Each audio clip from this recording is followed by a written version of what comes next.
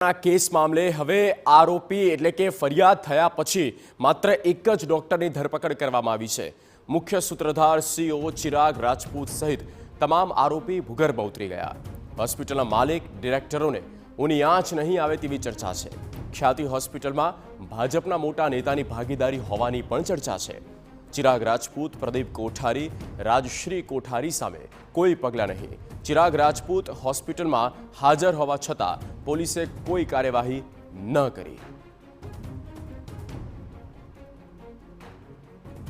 Gujarat medical ક્ષેત્રે હરણફાળ ભરી રહ્યું છે, પરંતુ આ જ ગુજરાતમાં મેડિકલ માફિયાઓ પણ એટલા જ બેખૌફ બન્યા છે। ખ્યાતિ હોસ્પિટલની જે પ્રકારે ઘટના સામે આવી હતી તે ઘટના સામે આવતાની સાથે કોઈ પણ પ્રકારે પોલીસ દ્વારા એક્શન ત્વરિત લેવામાં ન આવ્યા હતા।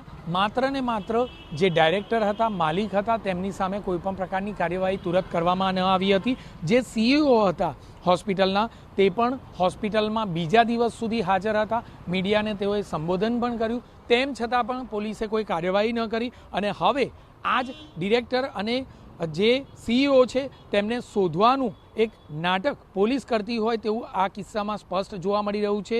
ચિરાગ રાજપૂત જે પોતાની જાતને સીઈઓ કહેતા હતા, આ ઉપરાંત જોઈએ તો માસ્ટર માઇન્ડ ચિરાગ રાજપૂતની સાથે પ્રદીપ કોઠારી અને રાજશ્રી કોઠારી પણ હતા કે જેઓ સમગ્ર આ કૌભાંડ આચરતા હોવાનું સૂત્રો દ્વારા જાણવા મળી રહ્યું છે।